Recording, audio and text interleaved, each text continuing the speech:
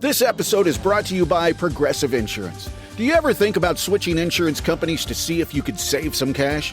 Progressive makes it easy. Just drop in some details about yourself and see if you're eligible to save money when you bundle your home and auto policies. The process only takes minutes, and it could mean hundreds more in your pocket. Visit Progressive.com after this episode to see if you could save. Progressive Casualty Insurance Company and Affiliates. Potential savings will vary. Not available in all states. K-pop Demon Hunters, Haja Boys breakfast meal and Huntrix meal have just dropped at McDonald's. They're calling this a battle for the fans. What do you say to that, Rumi? It's not a battle. So glad the Saja Boys could take breakfast and give our meal the rest of the day. It is an honor to share. No, it's our honor. It is our larger honor. No, really. Stop. You can really feel the respect in this battle. Pick a meal to pick a side. Ba-da-ba-ba-ba. At participating McDonald's while supplies last. Are we talking about how to solve OG's TV issue? Yeah, I get a major commission if I can convince them to come to Fubo. So I'm going to keep talking about it until I get them to switch over.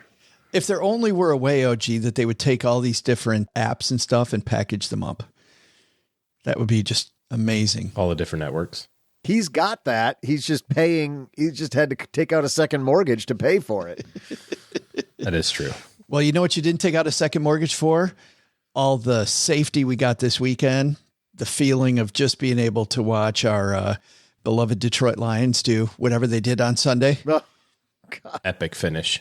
So let's raise a glass. What you got there, Joseph? North Cascades today. What are you packing? What kind of heat are you packing? North Cascades mug. Look at that. Isn't that pretty? North Cascades are awesome. Pretty. I finally don't have a fish mug. You know what that is?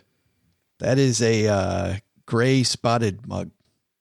Oh, you're a Michigander. How do you not know what that is? Oh, are those Petoskey stones? It's a Petoskey stone. Yeah. Oh, wow. Drinking out of a rock. Oh, gee, how about you? Bring it. Oh, God, no. To the victors valiant. Just what I grabbed. Oh. There's no meaning behind it. Oh, I love the way he just held that. How was the Spartans? Oh, he waited. Last couple weeks. Waited and waited. Yeah. On with our toast. Let's not talk about the Spartans. Men and Between women. their amazing coach and their amazing, oh my goodness. Here's to our troops, people.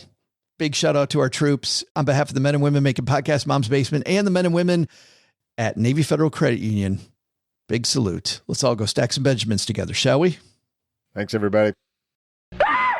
They're dogs, and they're playing poker.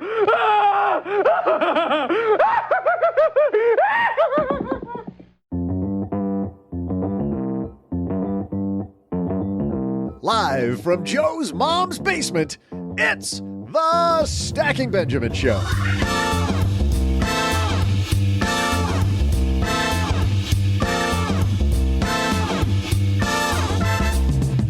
I'm Joe's mom's neighbor, Doug, and today you'll learn how to pivot to a more satisfying career from a woman who made billions doing it, founder and CEO Liz Elting. In our headline segment, big news in rental real estate land, we'll share some disturbing stats. And in our TikTok Minute, some advice from the Shark Tank. Plus, we'll throw out the Haven Lifeline to Christine. And then, as if you need more, I'll share some inventive trivia. And now, two guys who dropped out of space camp because the other kids kept pointing at them like they were aliens. It's Joe and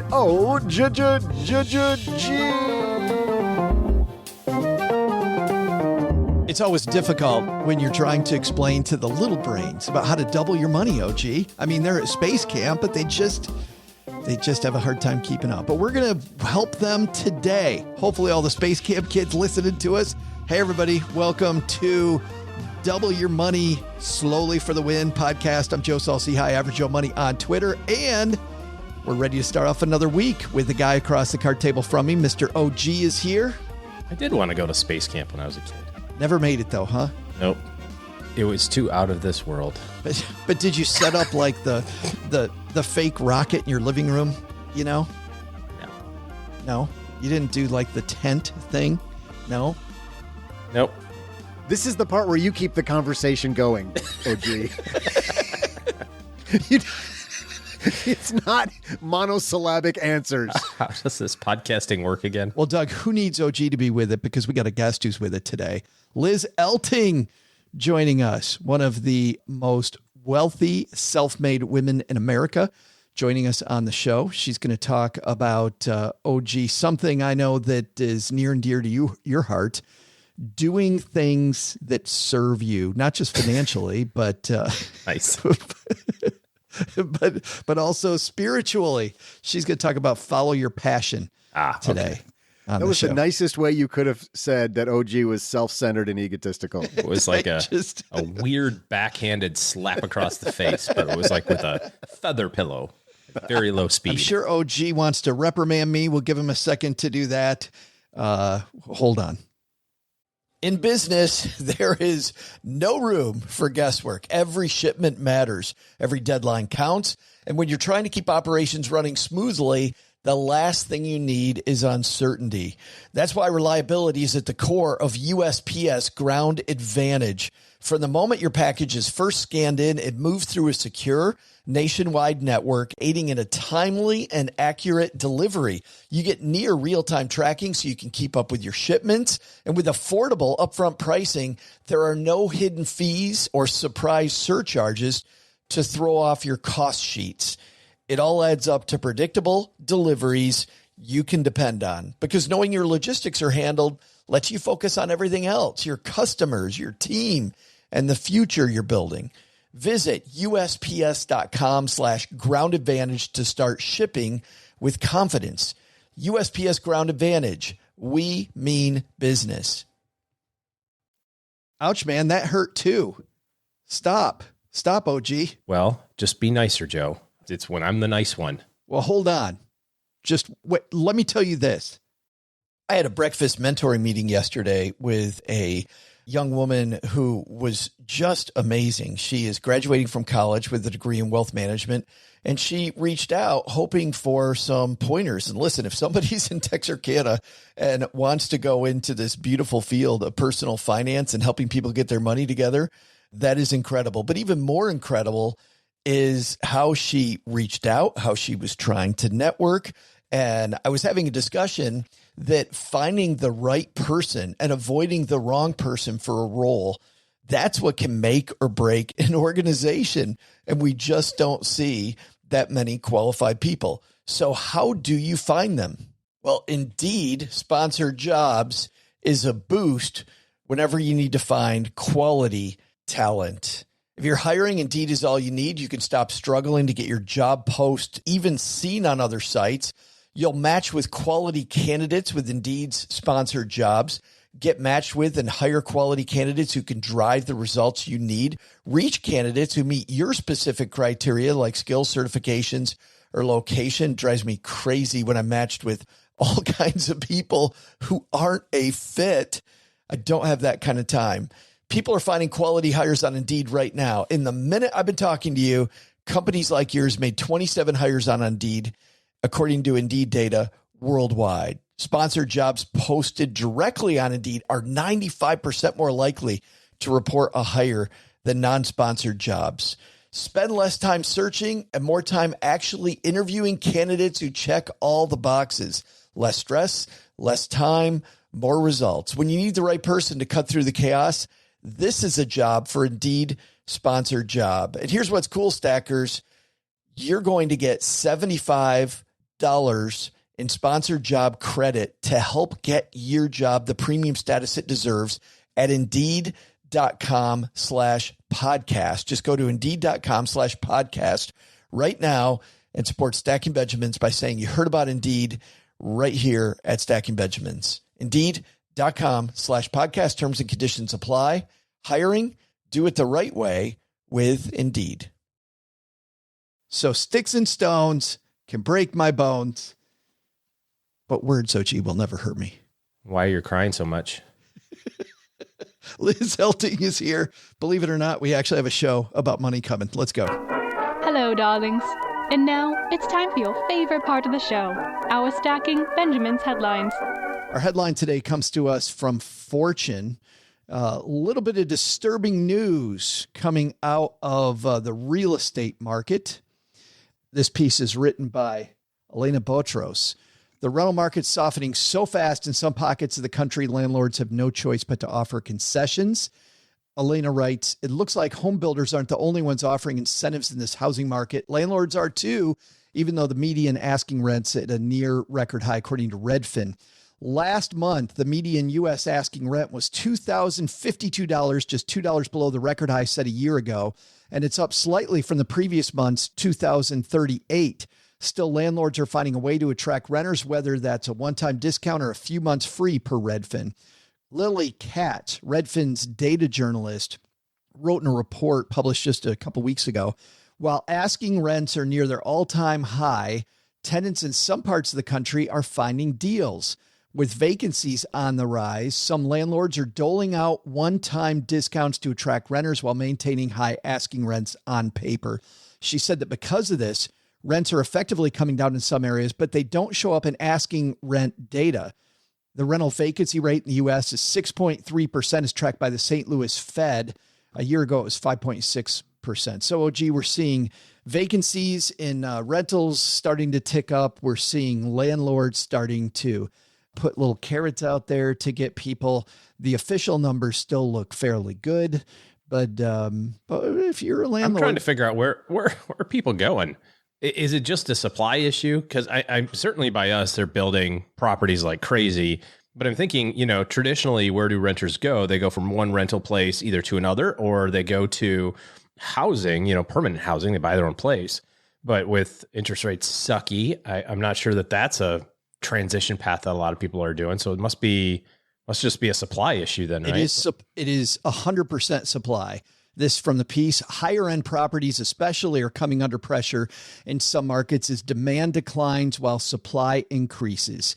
Meanwhile, more affordable units are still in demand as there's lower supply and consumers are less willing or unable to afford higher end units at this time. So if you're in the higher end spaces, that's where you're seeing it, because we got big companies now like Goldman Sachs, OG, buying complete neighborhoods and turning them all into higher end rentals. I guess this would be part of that metric. I'm thinking apartment buildings, but even so, when the economy's great and you've got extra money and you're getting paid bonuses and all this other sorts, and you're working from home, you're more likely to splurge on things like, hey, I want a nice place that's got a gym and a pool and a hot tub and amenities. And now if my boss is going to make me come to work every so often, now I've got to be a little bit more practical. I need to live close to my work, and that extra space that I had my office in isn't as important to me anymore. And if the money gets a little tighter, I don't need the sauna and the ice bath in my apartment building. So, I can see people kind of shifting around a little bit for sure. Doug, were you going to say something? I was going to ask if it specified like were there specific cities that it talked about or types, because the supply issue makes sense to me outside of city centers, because they're not building a lot more supply in downtown Chicago or in New York. But whereas like out in Dallas, kind of out on the perimeter, or, pick another larger city where they can do that building out in the burbs, to OG's point about people working from home and that sort of thing, I could see that being an issue. But I would imagine we've got listeners who are in some of those inner cities saying, where the heck is that happening? Because I'm not getting any concessions from my landlord. I haven't seen a Slurpee or a Coney dog yet. The issue seems to be that rents went up really quickly. This is from the end of this Fortune piece. The rental markets cooled quickly in the West and the South, in part because those markets saw outsized rent increases during the pandemic, Katz explained, adding later that both rental markets have begun to stabilize. Rents skyrocketed as people flooded into Sunbelt cities like Phoenix, Miami, and Dallas. But once the rental frenzy cooled, rents in those regions had more room to fall. The West has also been disproportionately impacted by layoffs in the tech sector, which may be contributing to its soft rental markets. Yeah, that math checks. So not only do we have increased supply, I think the reason I like this piece, OG, is that we back in 2006, 2007 said real estate prices never going to fall. So buying property always makes sense. And then I really feel like with the surge in, real estate, people wanting to become landlords, that we've had this rush into tons of new people becoming landlords going, this is where it's at. This is never going to die. People always need someplace to live. And so, hey, rents are never going to go down. Rents will always have ups and downs, and then ups and downs and ups and downs. And the way to buy real estate, like anything, is to mitigate your risk somewhat, be a little more conservative, get into it, have a long-term view. But I don't know. I saw a video last week too of with all the Airbnb activity and the huge surge of new Airbnbs across the country, that you're going to see that balloon pop as interest rates go up. And some of these people that went in for short-term and obvious are going to get washed out. Well, the thing that happens, especially at commercial loan rates that I don't think everybody pays attention to, or maybe even doesn't even know, is that most commercial loan rates, anything on a 4-bedroom apartment or bigger, or an actual apartment building, or an Airbnb that they're going to, you're going to lump together as one package deal. Most of those rates adjust every 4 to 6 years. That's just how banks do it. And so, we're sitting here right now with current interest rates really high, but you might be holding on to a rate that you got recalculated in 2021 or 2020. And in a few years from now, as those mature and start coming back around to current interest rates, I've already talked to a number of people who have said their plan for the next 3 years is save as much money as they can so that they can pay the loan off. Because when that interest rate adjusts, the cash flow numbers change dramatically. You go from being cash flow positive, $100, $200, $300 a door per month, which is kind of the metric that you want to use, right, to be a landlord, to being $300, $400, $500 negative every single month per door, just because of the interest rate change. Yeah. And if you can see that coming, if you're fortunate enough to be have a little bit of runway here, one of the ways to mitigate that is to aggressively pay off that debt on the back end. I think you got to think through very carefully. What are all the things that could go wrong, and try to eliminate those things at a time, or at least know what they are, right? Every investment has an Achilles heel, and do that when you're not emotional. Put it in your investment policy statement and think about, okay, this investment goes down by 30% or whatever it might be, or my rent goes down, or the mortgage adjusts. What is my next move going to be? And take care of that early on. You don't want to have to, I think you've said this best in the past. You don't want to be reacting to the news. What the people in the media always ask is, so how are you reacting to this news? Your perfect answer is, I'm not. Yeah, I've thought about it already. Following the plan. If you want to dive deeper into bubbles and the nature of bubbles and setting up your investment policy statement, Kevin Bailey will have that in the 201. That's our newsletter that comes out free every Tuesday and Thursday. StackyBenjamins.com/201. If you want more about real estate, particularly, we have a sister show that's a real estate show. Crystal Hammond, who's a real estate investor, joins me on that show, and that comes out every Tuesday. Go just subscribe to that. Time now, though, for our TikTok Minute. This is the part of the podcast where we shine the light on a TikTok, either some TikTok brilliance or TikTok air quote brilliance. Actually, today it's a YouTube short. Same thing, but on YouTube. OG, we got brilliance or air quotes. Brilliance. Oh, if it's on YouTube, it's amazing. Got to be. TikTok is gross. I think you're gonna know this voice. This is a man who calls himself Mr. Wonderful from Shark Tank. You have to get to a place where you have $5 million in the bank, because you can survive the rest of your life no matter what happens, and your family. You can take care of a lot of people making 6 or 7% of $5 million. When you make that, you have to set that aside and you don't risk it. Then after that, you can start to take risk capital and put it to work. OG, I think you found this video. Okay. I believe you. No? Short-term memory loss. I'm like, what? I'm like Dory from... All he does is sit on his phone looking at Reels and YouTube Shorts and TikTok. That's all he does all day long. So he can poo-poo them later. Yeah, but he can poo-poo them when he gets on the show. I don't watch any of that. Dory from Finding Nemo. I don't remember anything. I just... Hey, Doug, can you wake up Grandpa and see if he remembers this particular video? Kevin Leary there from Shark Tank.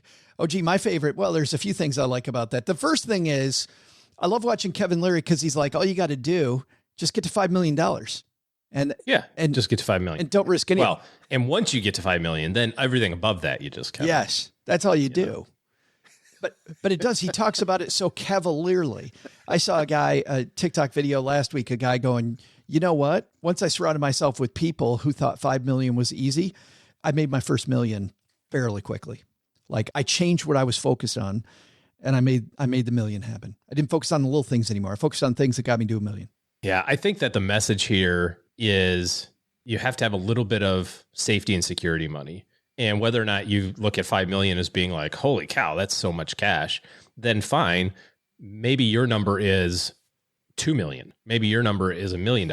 Maybe your million is, and that doesn't mean you don't invest it. That doesn't mean it's sitting in cash. That means that you're not starting a donut business with it. You're not going to go out on a limb and try to do new things or crazy, leverage type ideas.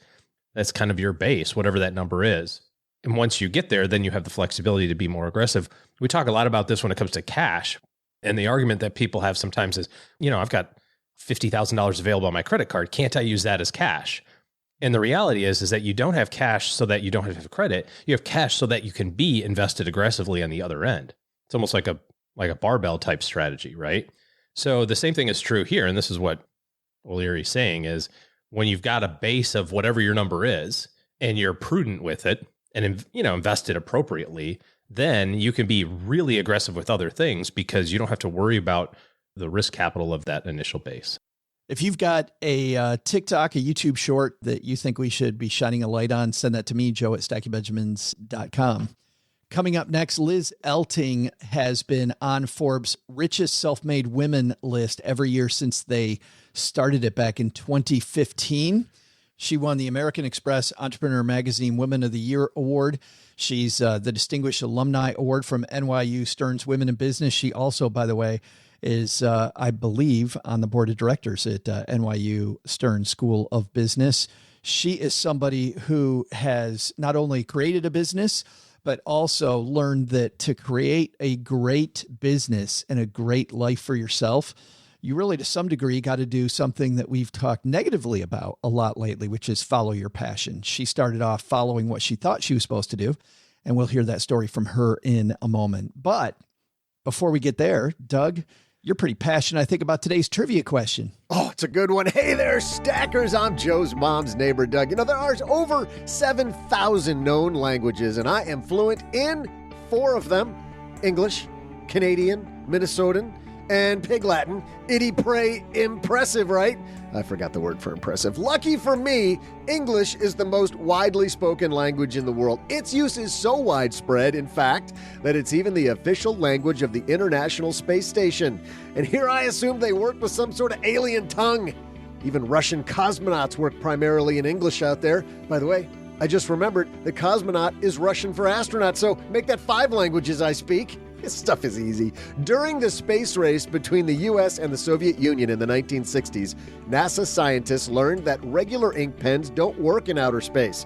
According to legend, they paid millions of dollars to create a pen that could write upside down while withstanding the pressure and temperature variations of space travel. However they did it, they weren't inspired by those crappy pens they keep tied to chains at the bank. I can tell you that much. Those things don't even work on Earth. Today's trivia question is, according to an urban legend now debunked, what did the Russian space team do to solve the same issue in a simpler, more Benjamin-saving way? Ready for the answer? Well, I'll be back with it right after I figure out how to get Post-it notes to work in the shower.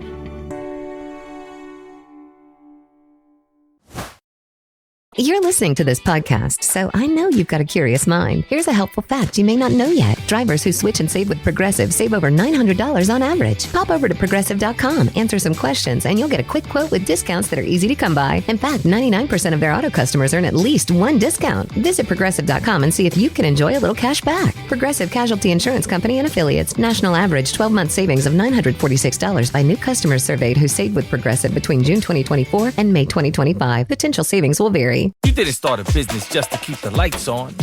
You're here to sell more today than yesterday. You're here to win. Lucky for you, Shopify built the best converting checkout on the planet. Like the just one tapping, ridiculously fast acting, sky-high sales stacking, champion of checkouts. That's the good stuff right there. So if your business is in it to win it, win with Shopify. Start your free trial today at shopify.com/win. Hey there, stackers. I'm Space Cadet and paper mache artist, Joe's mom's neighbor, Doug. In the 1960s, the United States and the Soviet Union were in a race to be the first country to conquer space exploration. You know, after the aliens, of course. I've seen X-Files. Today's trivia question is, The USA spent millions developing a pen that worked in outer space. According to urban legend, what did the Russian space team do to solve the same issue in a simpler, more cost-effective way? The answer? It's long been rumored that the Russians solved the problem of pens not working in space by using a pencil. In reality, it was NASA that initially commissioned specialized mechanical pencils at roughly $130 a pop. Soon after, the Fisher Pen Company spent $1 million on the development of what is known now as the Space Pen. That same pen, which retails at about $80, has been used on all manned space flights since its debut on the Apollo 7 mission in 1968. And now, let's rocket you towards success by showing you how to follow your curiosity to build the career of your dreams with Liz Elting. And I'm super happy she's at the card table with us. Liz Elting is here. How are you? I'm doing great. Thank you, Joe. How are you? Well, I'm better now that you're here. And I have to start here with all the lessons in this project that you have. So many of these, I feel like, are just noticing some of the little things. I'll give you an example. You learned a lot about clothing and the importance of dress at a laundromat early on. I think this is a great place to start. Do you mind sharing that story? No, I would love to share that story. So it's interesting because growing up, I worked a lot from very early on, from the time I was 10. But when I turned 16, I was actually able to get a real job, an official job where you get a paycheck and they take the taxes out. And that first job I got was at a dry cleaner's. And I stood behind a counter and dealt with cash and worked in that dry cleaner's. And I can tell you a little more about it if you're interested. Yeah, sure. You had this woman that walked in, though, and she was telling you about how she dressed. And that kind of, look at you versus look at me today. For people not watching on YouTube, you are dressed way better than me, but you learned this working at the dry cleaner. You know, it was interesting because I did always love clothes. Clothes were something that I thought, wow, one day I'll be able to afford these clothes. And I remember people would walk in and drop off the most beautiful clothes, and I'd be admiring them after they left. It was maybe a little crazy, a little sick, but, beautiful fuchsia silk blouses and white linen pants. I remember them so well. And I do remember speaking to a woman, and I figured she had some high-powered career, and that's how she bought these beautiful clothes. And she said, and she told me what she did for a living when I asked. And then she said, but dress for the career you want, not the career you have. And I thought, okay, that's an easy thing. Once I can afford to buy these clothes, I'm going to dress to kill. And I do love fashion. So that was the fun part of working in the cleaners. And my question today for our young people listening, Liz, when I was with American Express, we had casual Fridays, and it was cool that one day a week we would wear jeans. Now you walk into any business in America, and as you know, it's way more casual than when I started, probably more casual than when you started. If you're 25 today listening to you and I talk, do you still like that advice? Still dress up above everybody else?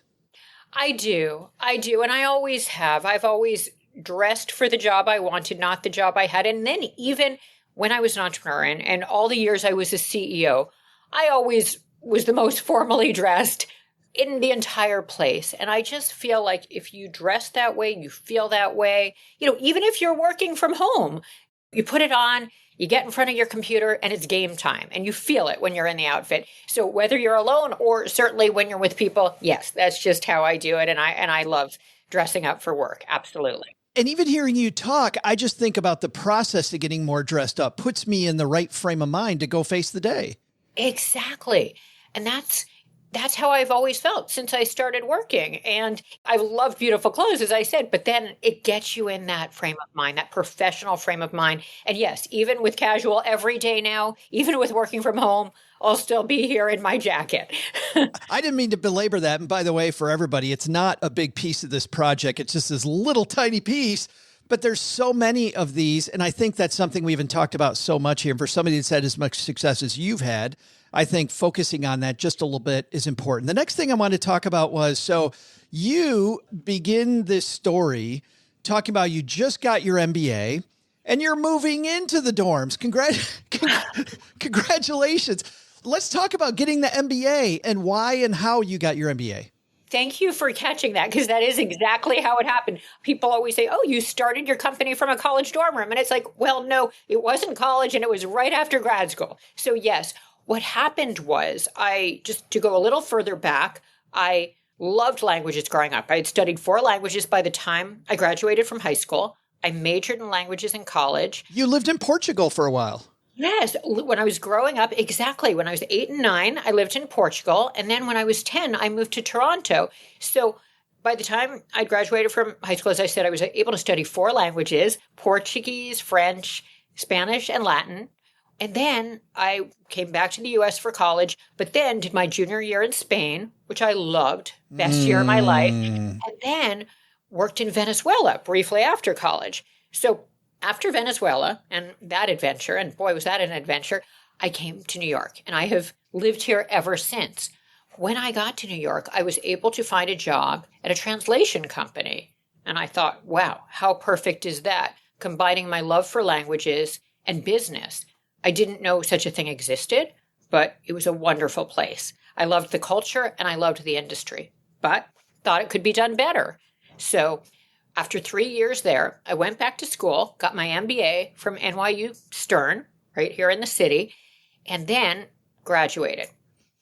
Now, shortly after graduating, I still didn't have a job, and I had no money. And this was a recession. This was in 1992, sort of the end of a recession.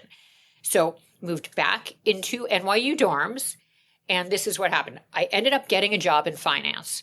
And should I tell you about that brief stint in finance? Or I would love to, but I actually want to rewind, if that's all right. Just because I just have so many questions about, you're in this career, you're working for this company, you're doing something you clearly love, right? And your book even has the word passion on it. You're passionate about this. So why the decision then to go into and get an MBA? Because I know there's people listening to us right now or watching us right now that are maybe at that point. They're like, do I go back to school? Do I not go back to school? What was your decision-making criteria to leave that job? That's a great question. You're absolutely right. Because as I said, it was the perfect way to combine my passion for languages and my desire to be a business person. So I did love the company. I was first in production there, and then I moved over to the sales side. So I had first dealt with getting the jobs done, and then I started really dealing with the clients. And I saw a real gap between what clients needed and what was available in the industry, as far as service, as far as quality, as far as turnaround time, as far as deliverables, as far as creating a one-stop shop.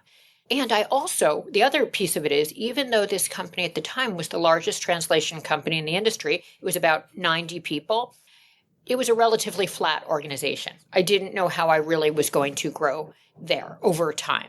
So I thought, okay, I majored in modern languages in college, but I'm missing the business piece from an educational standpoint. Yes, I'm learning business, but an MBA could really help me. It could help me get a job in another industry, maybe international banking, maybe something else.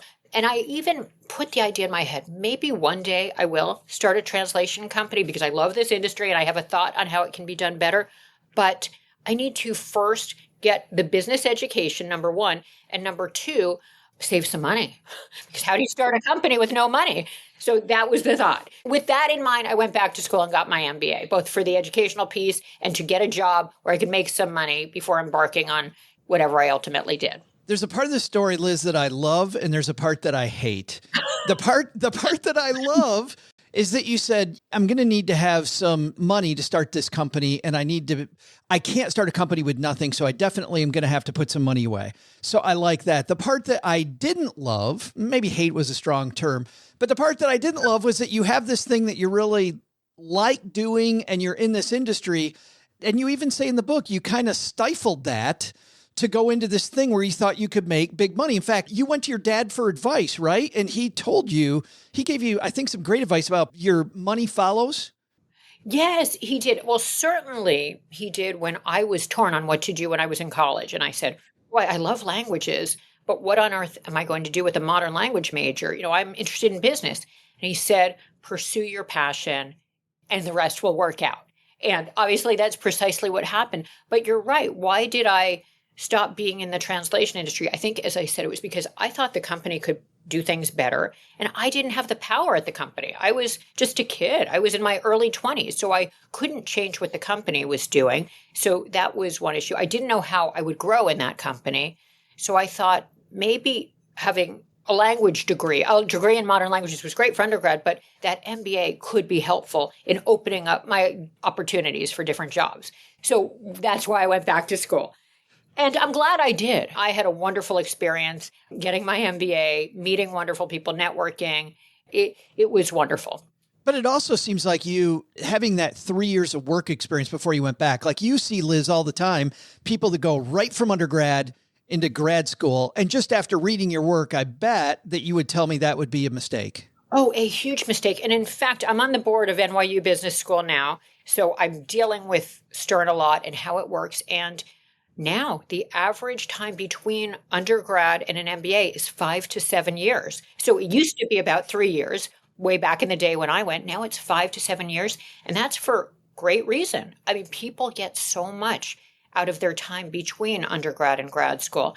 I'm glad I had it. Those 3 years were key to my whole career. But what people do in those years is so important. To learn what you like, what you love, and what you don't love or hate is so important, to make connections with people, to network. And then finally, to maybe get an idea on how something can be done better, right? To ultimately start that company. Just a little life experience under your belt. Absolutely. So you finish your MBA, you get this job working for a trading firm, and being a money podcast.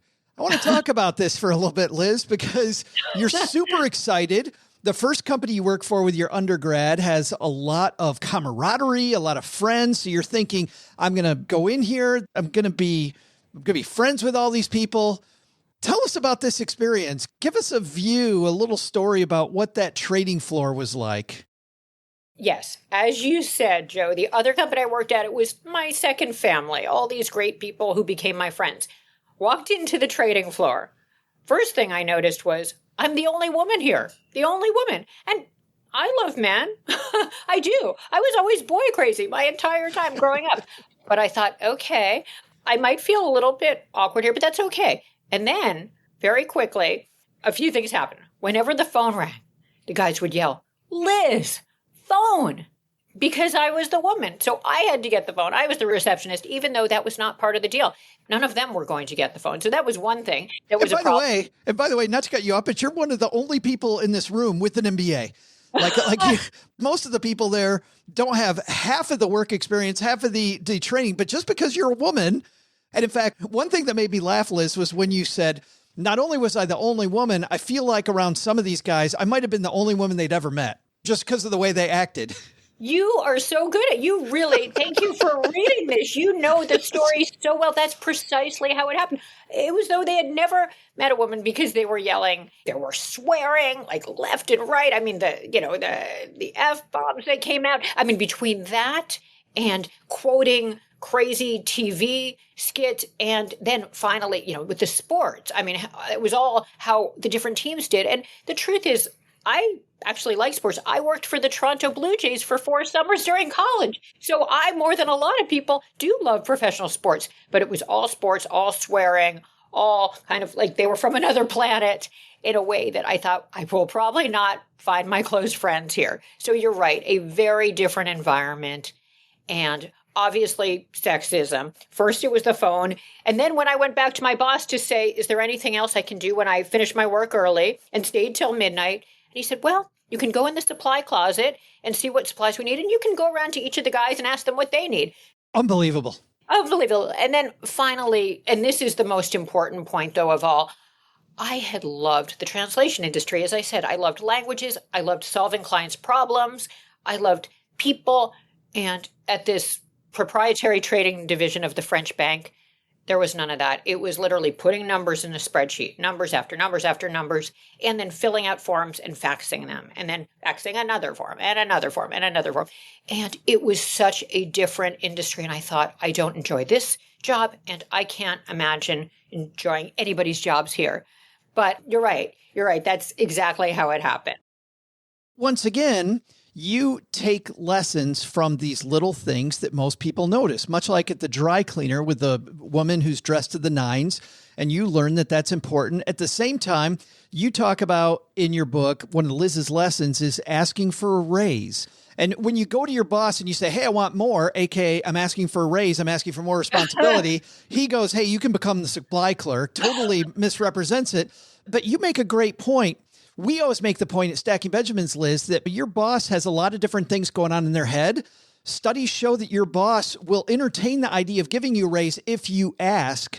You take that one step further and say women ask for less than men by roughly, I think it was $6,000 you say? Is that the number? That's right. That's right. And so there I was doing extra work. I was finishing everything I was given early. I was staying till midnight to get it done. And then it still didn't work because of the environment, because of the situation. And as you said, most of these guys didn't even have their MBAs, but that was besides the point. But I think another quote I say is, no one will value you if you first don't value yourself. And I just thought, I can't make this my life. And even though I always believe in the philosophy, quitters never win and winners never quit. So I thought, oh my God, I just got my MBA. I have this job. It's doing equity arbitrage. That sounds really good. At a French bank, how perfect. How can I quit now that I just started? But I realized in my heart, it was not sustainable. I could not do it. So after 4 weeks, I said to my boss, I'm so sorry. I made a mistake after only 4 weeks. And how much time do you need? And he said, 2 weeks is fine, Liz. So I worked 2 more weeks and then out the door. That was my aha moment when I gave notice. And that's when I, as I said, gave notice and quit and decided to start my translation company. I want to dive into that next, but before we do, I want to pause for another second to talk about this idea of passion. So you put your, quote, passion aside to make some money. You go into this field that you don't care about as much. You end up in this bro culture, right? That's absolutely from the moon. And I wonder about this idea of passion because, well, being on the board at Stern and a gentleman who we both know, who's been a guest on the show, Scott Galloway, wrote a great blurb for your book. Scott said, I think when he was on our show, Scott was the one that said, you know, passion is something that very rich old guys say to go chase, but they've already made the money. They've already made it. So where is that line between passion and money? Because on one hand, you had the job you were passionate about, but you couldn't make any money.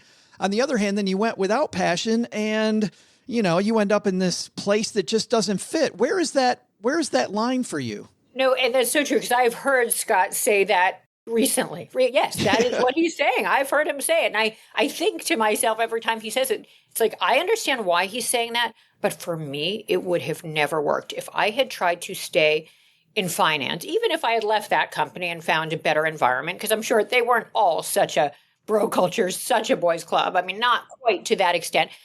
My heart wasn't in it. And then I think what actually happens, and this happens a lot to women, quite frankly, is then they quit when they have kids. And not that there's anything wrong with that. People should do what they choose, but it's because they're not loving their job. Or perhaps they're dealing with sexism, or both. Or the company doesn't have the right family leave, or whatever. If they pursue something they're passionate about, they're loving it, the culture is right, it can work for when they have a family, then they're likely to stay in it and rise to the top. They're able to dream big and win. So I think with respect to women, that can certainly be the case. And I've known so many women that that's happened to. And, you know, once you leave for 5 years when you have kids before your kids go to kindergarten, it's very hard to get back in. We all know that. As far as men, though, to some degree, because I see it with men too, if they're not doing what they love, they do it as long as they can. Often they're miserable. Often they try to change. I know a lot of people who've been in this situation. Then they move over to something else and perhaps they like it a little better. In both cases, it's paying the bills, but their heart isn't in it.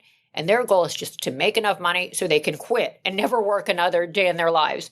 And is that really what we all want? Not that that's a terrible thing, but they're just getting through it to pay the bills and not because they're happy. And in the end, happiness is what it's really all about. So I think the key is finding something you love that you're passionate about and then finding a way to make money at it. I understand Scott may be saying, well, yeah, you may love playing the guitar, but can you make any money at it? I get that. But if you can find a way, even if it's something like where the industry on the surface doesn't sound that great, but the job involves working with people all day long. And you love working with people, like finding ways within a company that you're doing what you love, just so you stay with it and you're happy. And so I think you can find ways to enjoy what you're doing. And last thing I'll say on it is, in my case, I loved languages, and that's why I got into the industry. But then over time, there were other things I loved about it. And so that can work well too. And in my case, it was the working with people and the developing people. So I think the key is whatever you do, find what you love in it and then stick with it, or find the thing you love and find a way to make money at it. It's interesting you say that because, you know, I look at people in this, I don't know how familiar you are with the FIRE movement and these people talking about retiring really early. And I feel like it's exactly what you're saying, Liz. They're so disenfranchised. I'm just going to drop out. And then what I'm seeing now from people that have retired at 40 years old, they feel at 45 like, what the hell's my life for? Like they retire from nothing to nothing. Exactly. They were miserable all those years, but they stuck with it to pay the bills.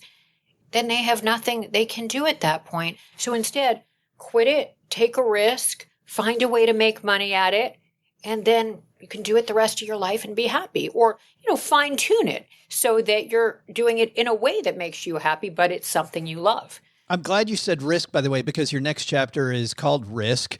So you're obviously going from this job that it was just horrible, but you are now risking everything. You're going to start this business. What's the first thing that you thought about when you're starting your new business?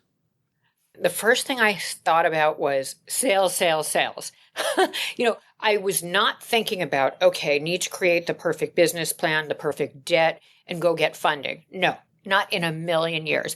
I knew that would take a lot of time and effort and is very difficult to do.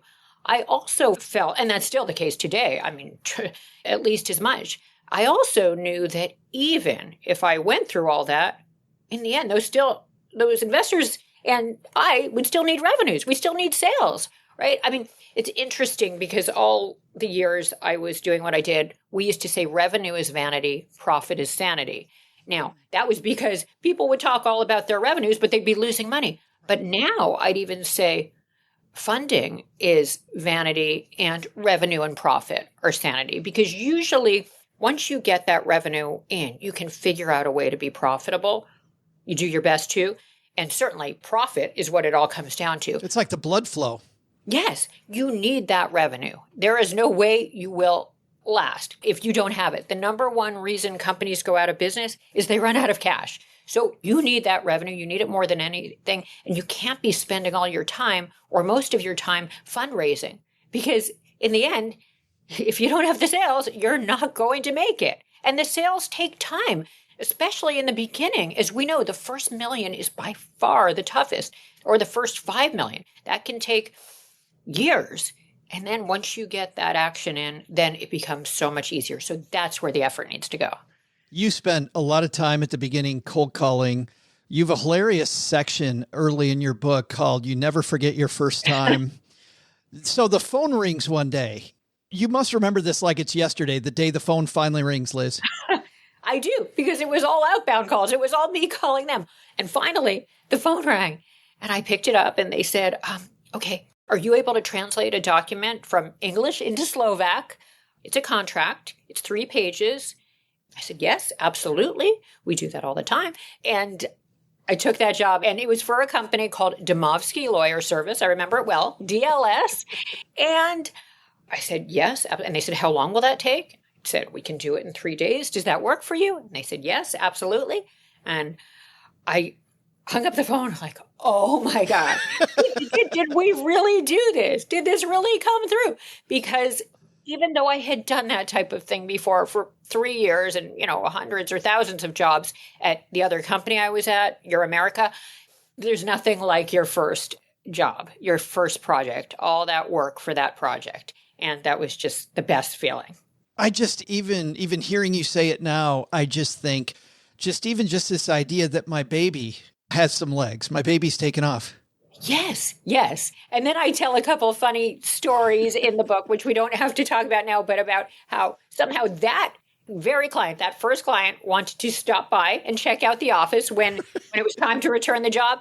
And I dealt with that issue. And then the second client did the same thing. And they didn't even tell me they were coming by. They surprised me at the front door. So lots of drama in the beginning in that dorm room. And the goal was to be able to pay for an office. And back then, you really needed an office. Obviously, now everybody works remotely. But back then, you needed an impressive address.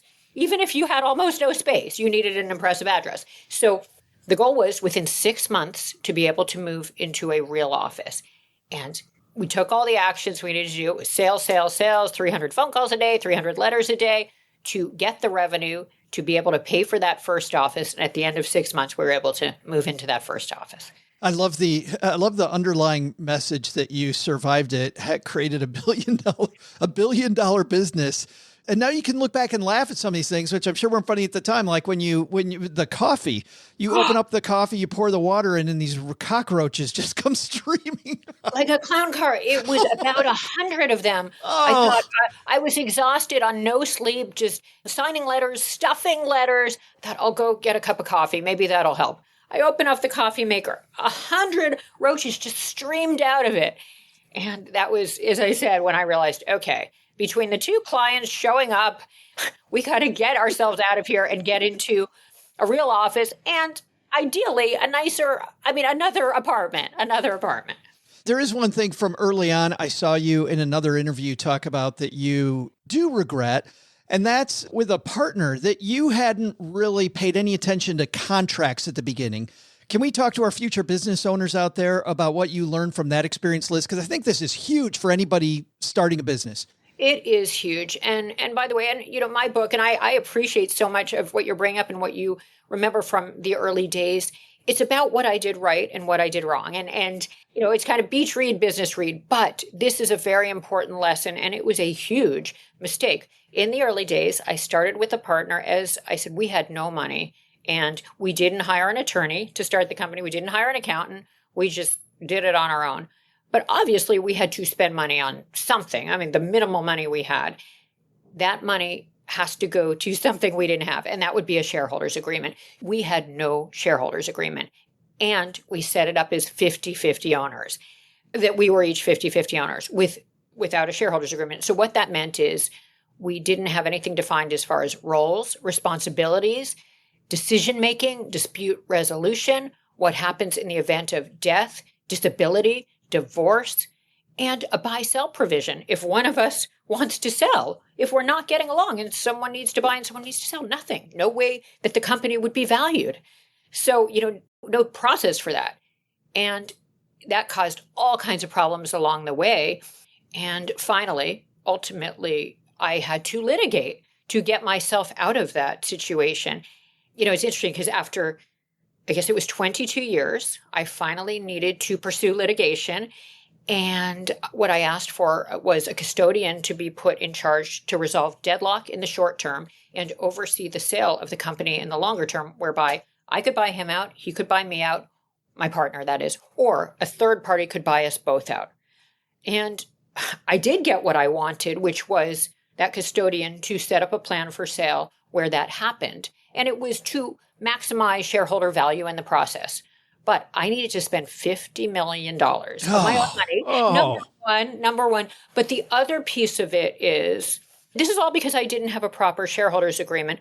But the other piece of it was there's something else missing that I should have had in that shareholders agreement. And I've even had conversations in the last week with a few different people who don't necessarily have this in their shareholders agreement. So for people who are starting companies and creating these, assuming you don't want the flexibility to go and compete after you sell your company, make sure you have a non-compete agreement with your partner or partners. Because in my case, I was never able to get that. And even when I litigated, I couldn't get that. And had I gotten that, I would have been able to cash out for quite a bit more. And I did very well. I'm very fortunate, but it could have made a difference in as far as, hundreds of millions of dollars more had I had that non-compete, had we had to sign that with one another. So I think that's an important piece too.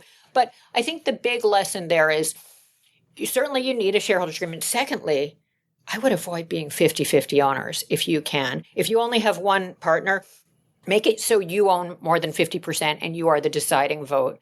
51. 51, yes, or exactly, 51, because that was hard. Every day we were fighting, we were disagreeing. Somehow we made it through, and we made it through 26 years, which is longer than a lot of partnerships, but it was rocky. There were fights. It was crazy. And so you want to be the decision maker if you can. Very important. Wow. Just a $50 million lesson. It just, well, even more than that, to your point, and it put a pit in my stomach. Well, as I'm hoping our stackers can see, there were so many lessons here. And I was laughing with you, Liz. I was crying with you. I was learning so much from Liz's lessons. The book is Dream Big and Win, Translating Passion into Purpose and Creating a $1 billion business. And tomorrow it's available everywhere, correct? Thank you so much for mentioning that, Joe. Yes, and it can be bought on Amazon or other online retailers like Barnes & Noble, etc. Liz, thank you so much for helping our stackers. We have so many discussions, now about passion and purpose, and you helped us so much today. Thank you. Thank you so much, Joe. I loved our conversation.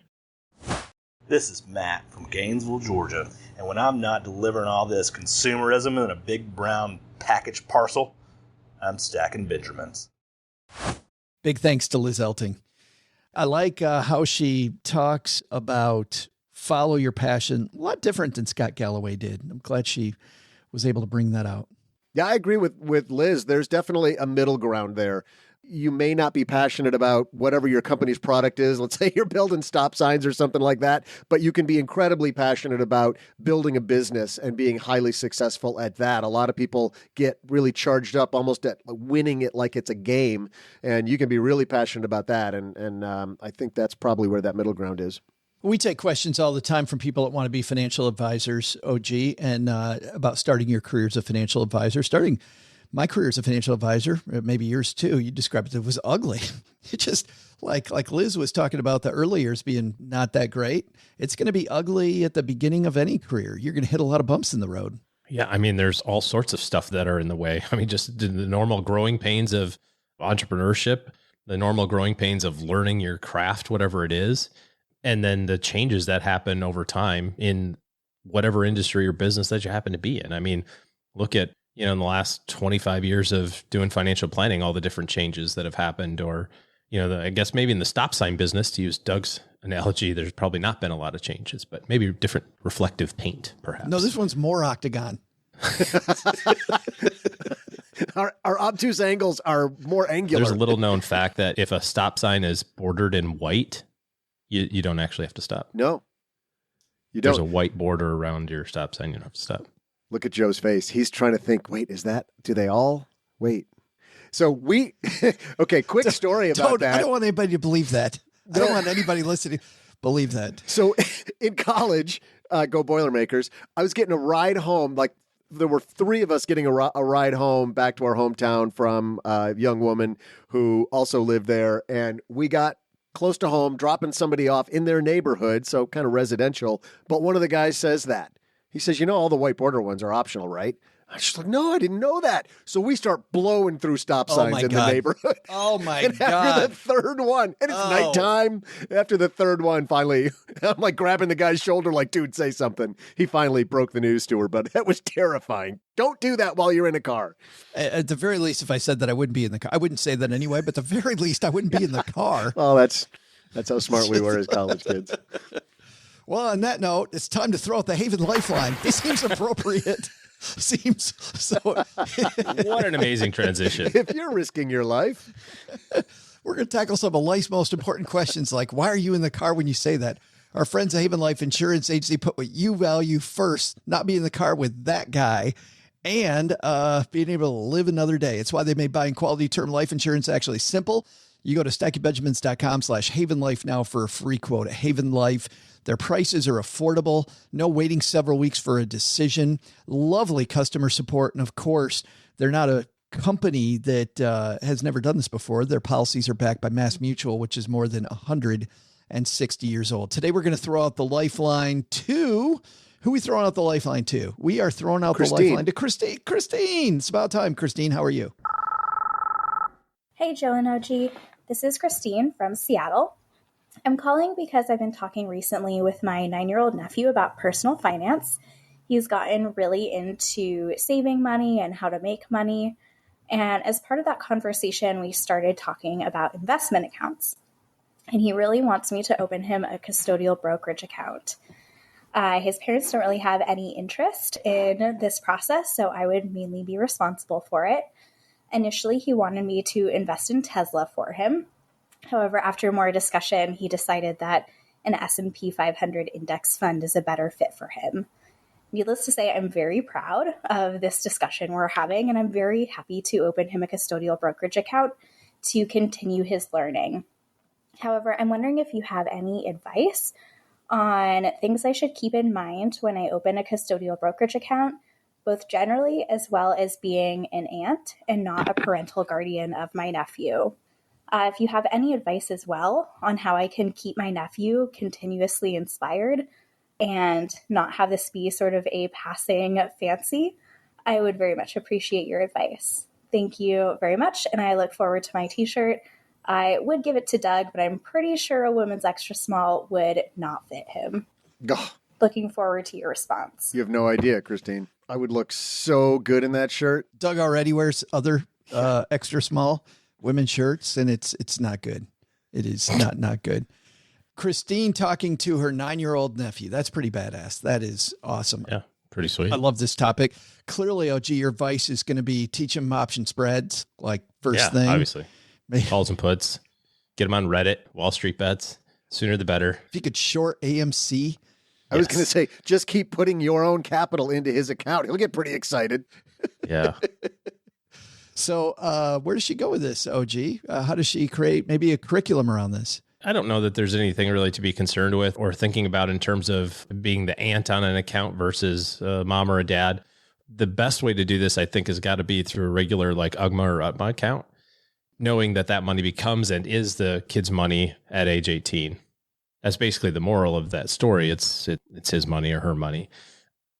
It's going to be very difficult to impress upon them the importance of time, because a 9-year-old, much like a 19-year-old, much like a 39-year-old, thinks that there's all the time in the world still to go. And while that's true, the hard part is seeing the length of the value of that compounding and stuff over time. So you have to kind of bring it back into the short term. What's worked really well for us in our family is contrasting the difference between what the savings account is paying versus the brokerage account. And you don't even have to look at return on investment, because there's going to be years when the market goes down. There's going to be periods of time where, I had $1,000 and now I got $900. This isn't what I thought it would be, type of thing. But just looking at just dividend payout versus the interest rate earned is profoundly different. If you say, well, you've got $200 in your savings account with the credit union and they gave you 2.5 cents this quarter.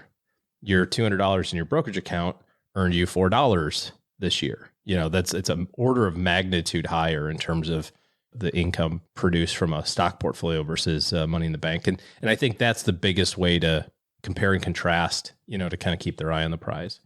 Using long-term things like, hey, if you put $6,000 a year in here for the next 20 years, you'll have $10 million when you're 55. I don't think a 9-year-old cares about any of that stuff.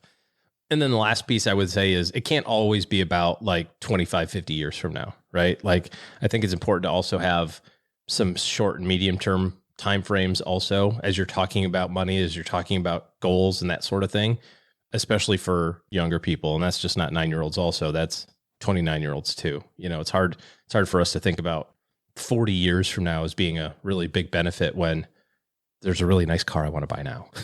I will say this. I totally agree that there's got to be some living today and teaching people just all delay versus I can have it today and tomorrow if I balance.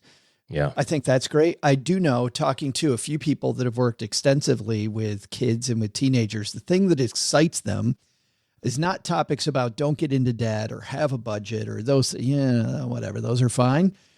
The rule of 72 OG and the doubling of your money and the, hey, if we keep putting more money in this and looking at that doubling and doubling again, and showing them how $1,000 today ends up being a huge amount of money by the time I'm 60, builds in that delayed gratification. The kid wants to delay it, but the kid also then starts to get excited about, I'm doing these things today that are going to make me wealthy later on. Like kids get that.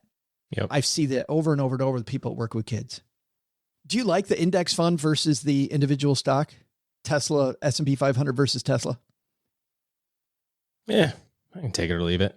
Yeah, I can make a case either way there. If the kid invests in Tesla, he will get much more, it'll be much more real that when I invest in the S&P 500, this is a collection of these companies. There's a piece of me that kind of likes starting there because you've been in an individual stock. You've seen it go up, you've seen it go down. And now you can see what the S&P 500 really does. I think you get it even more.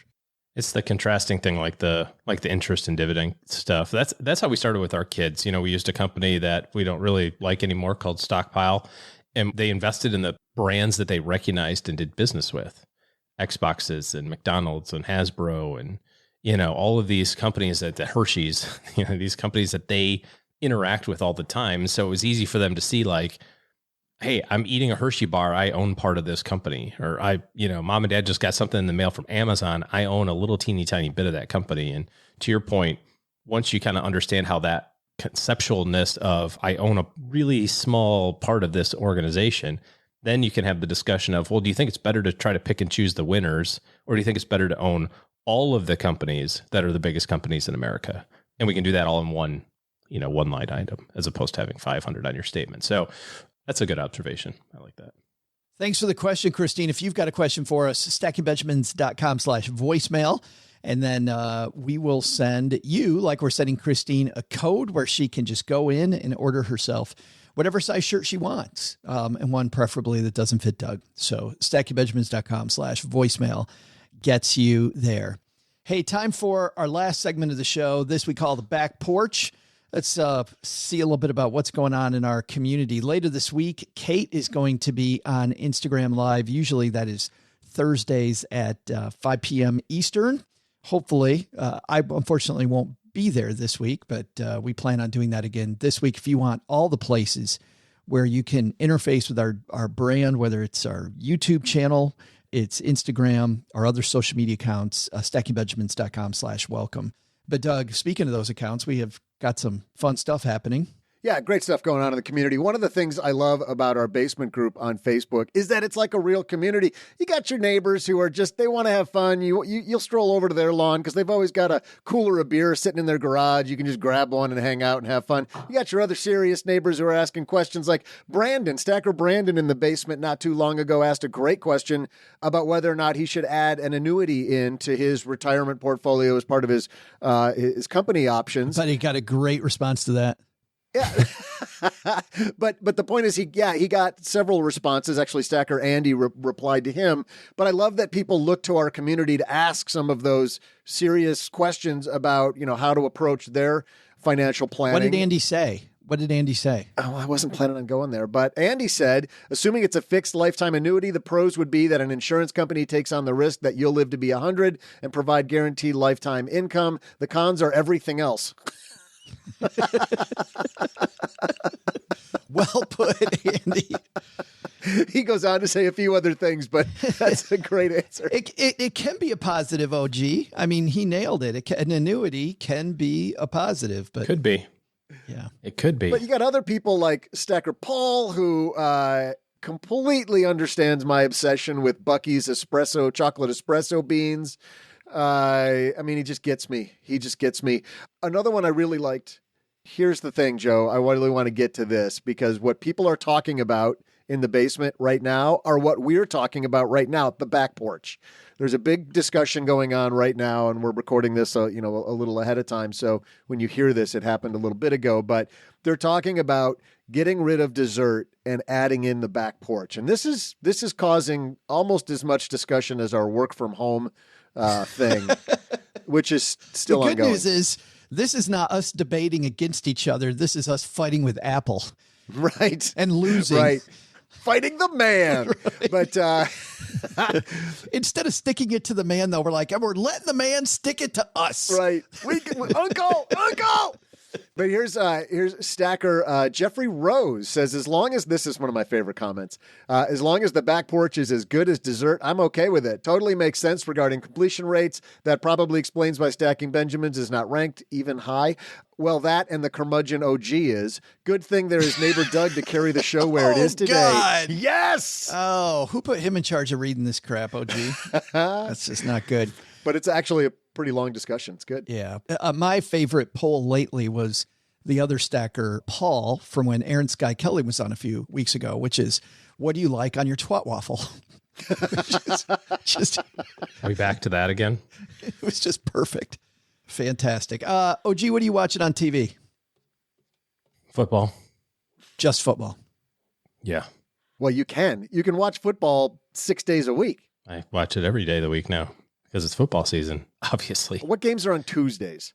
Reruns from games on Saturday. Reruns. You'll watch reruns. Games I didn't see all the way on Saturday. Have you guys watched the games on Amazon Prime yet? Yeah. I feel like Al Michaels is a little unhinged versus the way he was on another. He's got maybe more latitude to roam. Like they're like, Al, why don't you just say whatever's on your mind? There's no rules on the internet. That's why Herbie's there, to rein him in. Yeah. Man. He's the antithesis of I that. didn't realize how much that guy had to be reined in. I was like, Al, what are you talking about, Al? It's like your old Uncle Al, walking down the street and doesn't realize he still has his pajamas on sometimes. Oh, it's that bad. Thanks for that visual. It just feels like that sometimes. I don't know. Yeah. We're watching, because I know you're about to ask, Joe. Have we talked about Only Murders in the Building yet on the show? I don't know if we have. Well, I didn't remember if we had or not, but I know you've been watching that. Cheryl is up on the current season. It's the most asked question I get in my neighborhood from my friends. Ooh, you watching Only Murders in the Building? That's the hot thing right now, Doug. We're late to the party because I think they're on season 3. We're only about halfway through season 2. And when I first tried it, the first episode, I wasn't into it. And I tried it again because we were looking for something to watch. And now I really dig it. It's constructed really well. They put the story together really well. And it's a little over the top. It's a little Broadway-y in some cases, but I just think all the acting performances are fantastic. And they do a great job of keeping the mystery going with a couple of little plot twists, but not in a thriller way, almost like in a semi-comedic way. Yeah, you and Mrs. OG watching this at all? No? This is not his kind of show at all. There's no way OG would like this show. It's not football. We just began watching a documentary I think both you guys would watch, Welcome to Wrexham, which is the story of the guys buying the Wrexham Football Club. I didn't know that was a documentary. Yeah, it's on FX. It's I watch it via Hulu, so good stuff. Ryan Reynolds and Ryan Reynolds and Rob McElhenney, and it's actually Rob's idea. And it's funny because one of my favorite quotes from the first episode was, as Rob's talking about buying this team and his idea of doing it, he's like, but I only have TV money. He goes, what I really need is movie star money. Actually, that's not enough money. He goes, actually, what I need is movie star meets superhero money.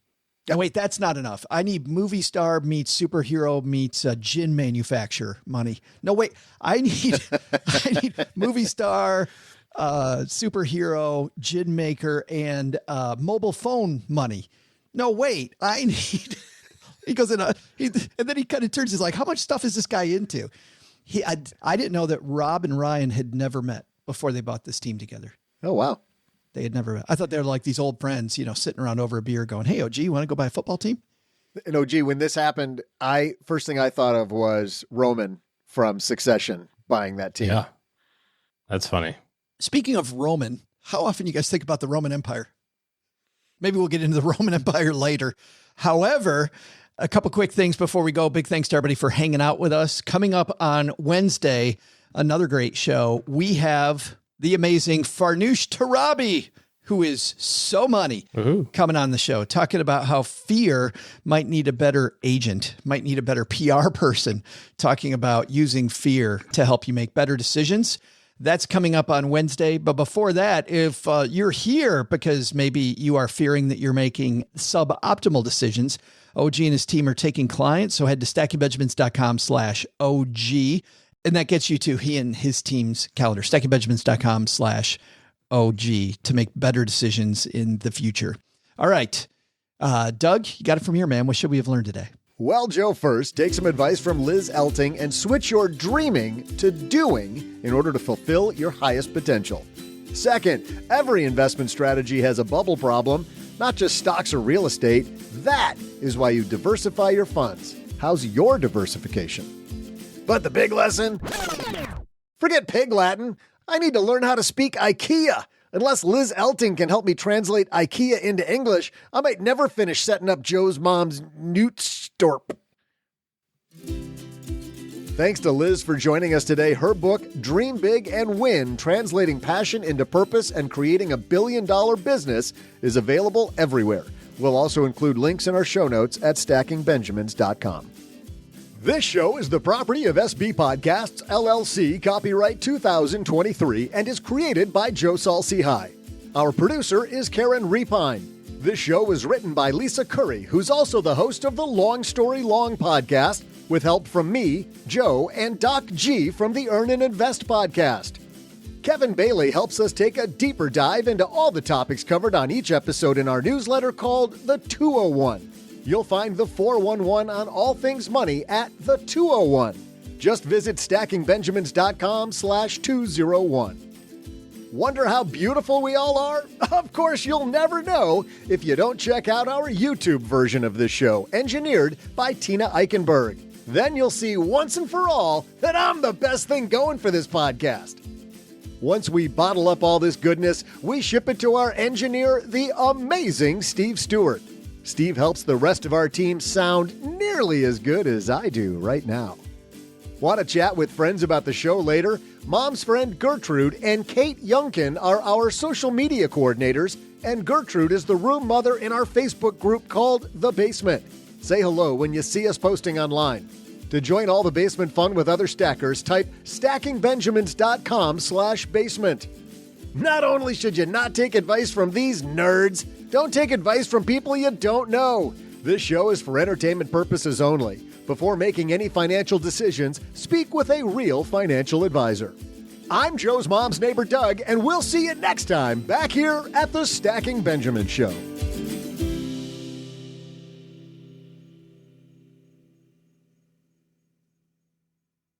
Okay, I've sat here trying to think of something pleasant to say after that, and I can't.